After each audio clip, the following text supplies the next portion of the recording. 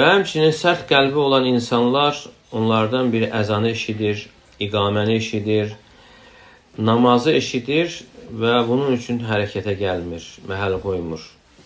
Və namaza qalxsa belə ağır şəkildə qalxır. Elə bil ki, arxasında dağları çəkir. Və həmçinin sərt qəlbi olan insan günahla məşğuldur. O insan Qur'anla ləzzət ala bilmir. Allahın kəlamından faydalanmır.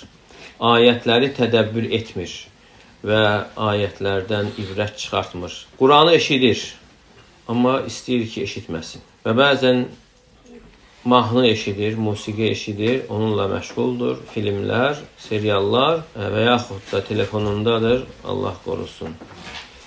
Və həmçinin sərt qəlbi olan insan günlər, aylar, illər keçir, yenə öz halını daha yaxşıya doğru dəyişmək üçün fikirləşmir, düşünmür. Günahların içərisinə batıb, şəhvətlərin içərisində, ləzzətlərin içərisindədir.